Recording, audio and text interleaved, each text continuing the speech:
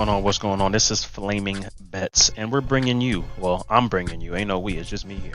I'm bringing you some degenerate parlays. Do not watch this video if you want safe bets, okay? I'll give you all the safe bets, but this isn't about the safe bets. This is about the degenerate parlays, the plus 500s, the plus 1500s, the plus 2500s, the plus 4500s, okay? We're giving you degen parlays. There's some cool parlays in here, you know, stick around. You know, I'm gonna give you some decent odd parlays, some cheap ass parlays, but for the most part, this is degen parlay. So we're gonna start off. I got 10 to 11 parlays. We're gonna go through this shit quicker than a bitch. Number one, we got the Sweet Science Parlay at plus 144. First leg of the parlay, Kape Mariscal at minus 500. He's a durable, high-pressure fighter, solid striking. He has the wrestling to break his opponents down. He has the cardio, and for the most part, he has that cardio edge over most fighters. Watch his fight against the French dude that he just fought. I can't think of his name right now. Chartier. Watch that fight. That's a good fight to watch if you want to see the sweet science and the breakdown. First leg, Kape Mariscal. Second leg, a cheap version of Kape Mariscal. We got John Castaneda at minus 230. Well-rounded boxer, sharp counters, decent clinch work, decent cardio, and he thrives against fighters who tend to fade. He does good against fighters who tend to fade. So we're taking John Castaneda at minus 230. The last leg of the parlay, Manel Kape. High-level striker, Extreme Couture guy. I'm very biased fighting or training at Extreme Couture. I'm very biased with Extreme Couture fighters. And Manel Kape, he just embodies the sweet science of striking. Now, his grappling isn't 100% there, but I think he has enough of a ground game, working at Extreme, working with high-level wrestlers to keep the fight on the feet. He has strong counters, and his movement, he just makes him way too dangerous on the feet, bro. He's way too dangerous. So Kape, Castaneda, Kape for the Sweet Science Parlay. That's plus 144. Moving on. The Finisher's Delight Parlay, plus 236. All these fighters have high finishing ability, and I'm expecting them to get a finish, a KO, sub, whatever. We're expecting finishes. Leg number one, we got Danny Barlow at minus 300. Very explosive striker with finishing power in a very aggressive style. Most of his finishes do come early, mind you. He recently had fights go to decision, and he showed that late in the fight, sometimes his power doesn't translate late in the fight. But he is strong enough to put opponents away early, so mind you. Leg number two, we got Mario Pinto at minus 370. He's a finishing threat with solid striking, but unproven in the UFC. I think this is his UFC debut. He fought Contender Series, got a finish. He has a few strong ground and pound finishes. He's got some submissions in his belt. He's relentless, and he typically doesn't leave it to the judges, so that's a finisher. Mind you, this is the Finisher's Delight. Leg number three, Esteban Ribovic, okay, minus 250. If you know fighting and you've watched Esteban fight, he's not trying to get this shit to the judges. He's not trying to let this shit go to the judges. High volume, powerful striker. He does have submission upside if it comes to that point, but 90%, that's not 90%, a large percentage of his wins are coming by finish. Okay, watch his fight against Terrence McKinney. Watch his fight against the Mexican dude I can't think of, but watch his recent fight that he had at the fucking Sphere against the tall ass Mexican kid. His name just doesn't pop to me off the top of my head, but look it up, you'll find it.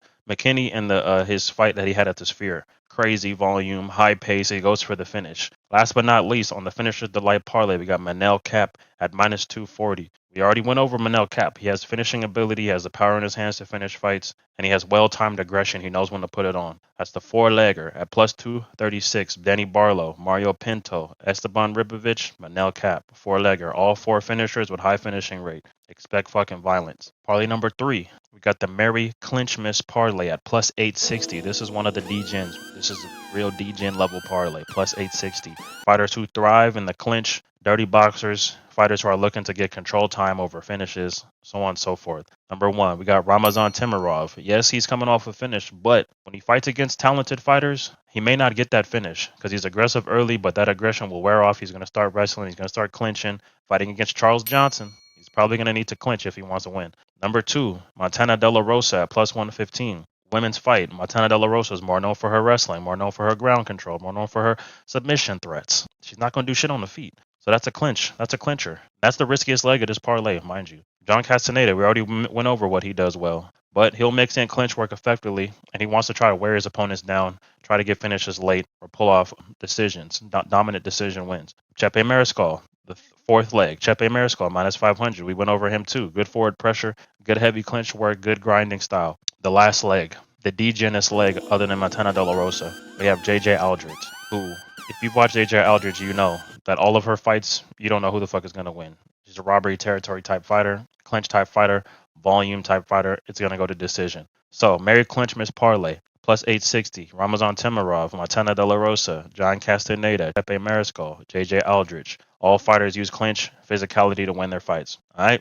Next, we have a similar parlay, but this is based on totals. You got the Decisionators parlay at plus 308. Chepe Mariscal fighting against Ricardo Ramos. Okay. Chepe Mariscal is going to slow this fight down. Ramos is a fast starter. He wants to look for the finish, spinning elbows, fucking all kind of high cardio bullshit that may not land on a guy like Chepe. So this fight seems like it's one that'll go to the distance. If it does end, I think Chepe gets a finish late. Ricardo Ramos has shown that he fades. It might be a late finish. Leg number 2, Ramazan Temirov, Charles Johnson over. Okay. Charles Johnson's fucked me on the over in the past when he knocked out Joshua Van, but Johnson usually likes to push his fights out. If Johnson's going to win this fight, it's going to go long. We haven't really seen him get finished. So even if Temirov wins this fight, I still think it goes long. I think this is one of the fights that's going to go long. Johnson being hard to finish and Temirov more than likely gassing or emptying his tank early and being forced to go the distance. Leg number 3, Aldrich and Andrea Lee over. There's no finishing threat from either of these girls. JJ Aldrich not finishing shit. Andrea Lee, KGB Lee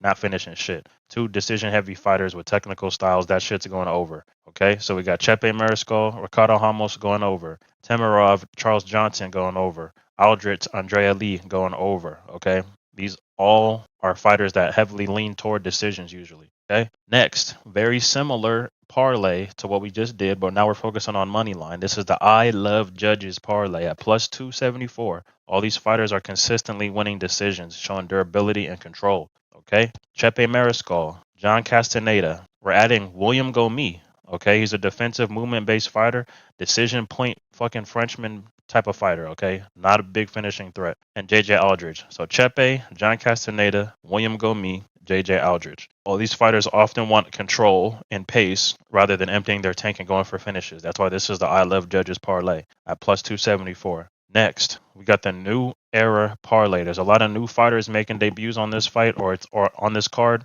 or it's their second, third fight early in their careers. Number 1, we got a debut guy, Mario Pinto, who we talked about. He's a highly regarded prospect, has solid ground control, ground and pound ability, power in the hands. We're putting him in the parlay. Next, Ramazan Temirov. We added him in some other parlays. Okay, talented grappler, talented finisher. This is a fight where he can prove himself. If he could take out a guy like Charles Johnson, that'll be a big feather in his cap, straight up. Big feather. Okay, we're taking Danny Silva, another strong up-and-comer, very well-rounded. Okay, I don't know if he does anything like exceptionally well, but he does pretty much everything good. You know what I mean? He's very well-rounded. So Danny Silva. Last but not least, we mentioned him before, William Gomi. He's a younger, newer guy working his way up, but he still really hasn't had a huge test. I think Joe Anderson Brito was his biggest test, and personally, I thought he lost a lot of moments of that fight. He won the fight, but I thought he lost a lot of moments.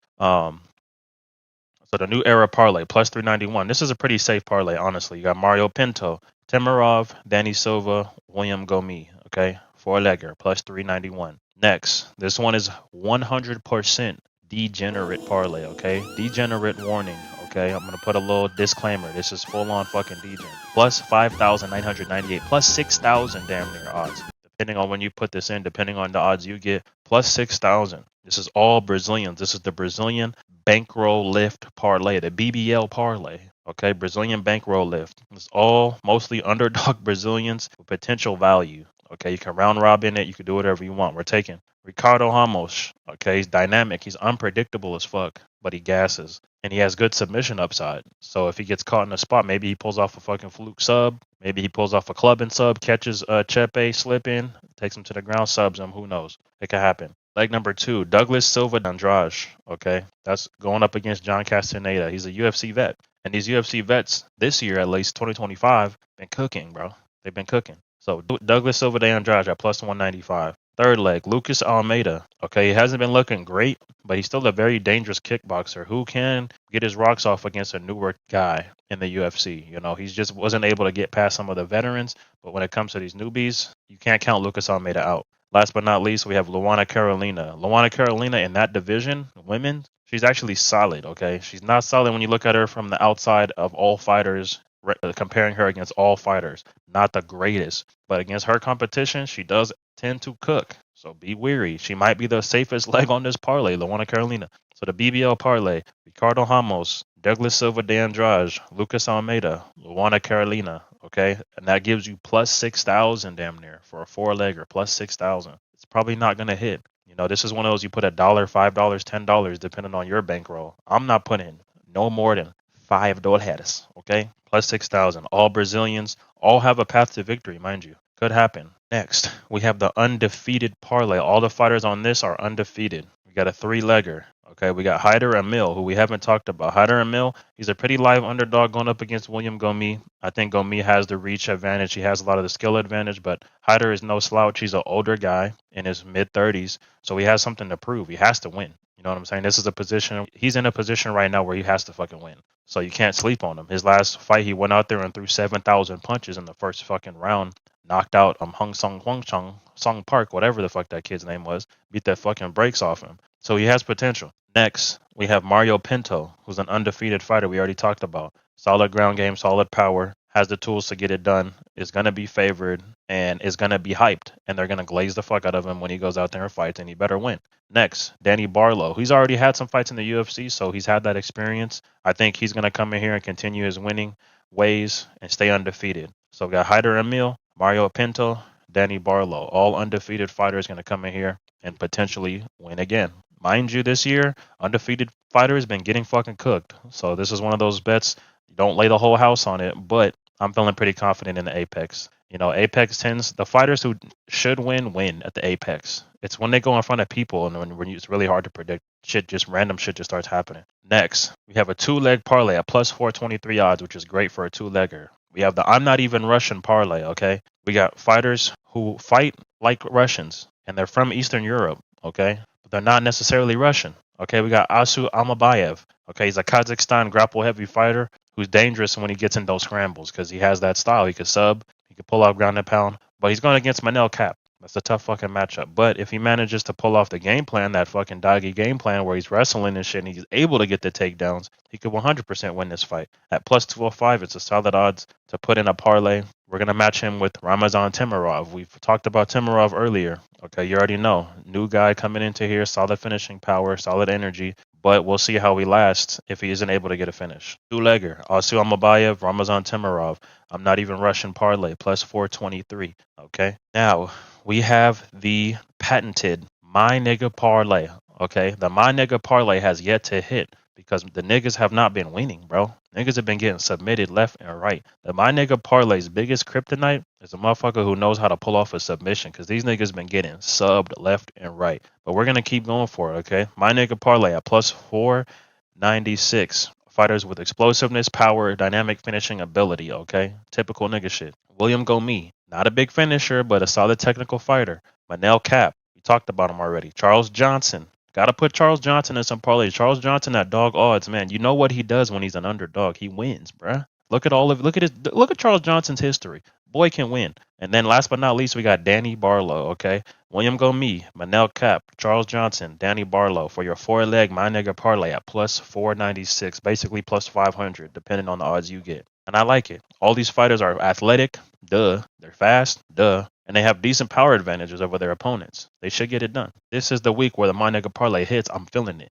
And last but not least, if you're still here, go ahead and drop a like, drop a subscribe. Show some love to the channel, man. New channel, great content, great value. I'm going to keep posting when I can. But yeah, show some love, drop a like, drop a subscribe, drop a comment. Let me know what parlays you're putting together, your locks, whatever you've got. Drop it in the comments below. Let's keep this community making some bread, man. We all got to win. No reason to be a hater. Last but not least, we got the UFC OG Parlay at plus 3,200. Okay, plus 3,200. Degen. This is Degen. Disclaimer. Complete degenerate parlay, okay? Complete degenerate shit. We got Ricardo Ramos at plus 375. Okay, he's been in the UFC since 2017. Motherfucker's damn near in his 10th year. Okay, he's about 8 years into the game. Getting cooked still, which is crazy. But you can't sleep on the vets. Ricardo Ramos, Nasrat Hakparast, okay? Nasrat Hakparast, whatever the fuck his name is, Kelvin Gastelum lookalike. Great striking, okay? Great pocket boxing. Coming off a finish against Jamie Malarkey, I believe. Solid fighter, man. At crazy odds, plus 210, Nasrat can definitely come in here and get a dub. We just saw Ricky Simone knock out fucking Javid Basharat, and Ricky Simone wasn't known for getting knockouts, but he's a vet. And I feel like when you're a UFC vet, sometimes you just see shit, you throw it down the pipe, you knock somebody out. You're not even looking for the knockout. You're just so experienced in the octagon. Shit like that just happens. We got Ricardo Ramos, Nasrat Hakparast, last but not least, Charles Johnson.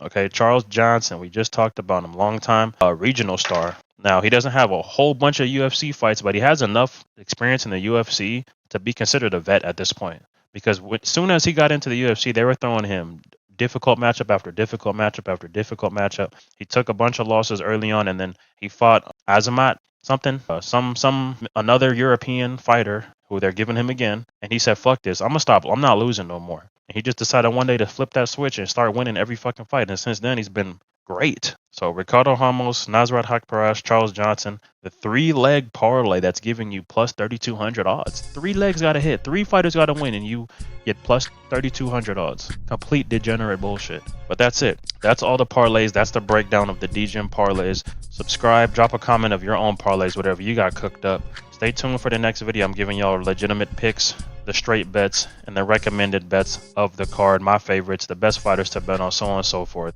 If you've enjoyed the DGens, drop a comment, drop a like, follow me on Twitter where I'm dropping all the bets live. I've already dropped the DGen parlays like 2-3 days ago. So if you want to get shit when it's fresh, go follow me on Twitter. But that's it. I'm signing off. Flaming Bets. I'll catch y'all in the next video. Peace.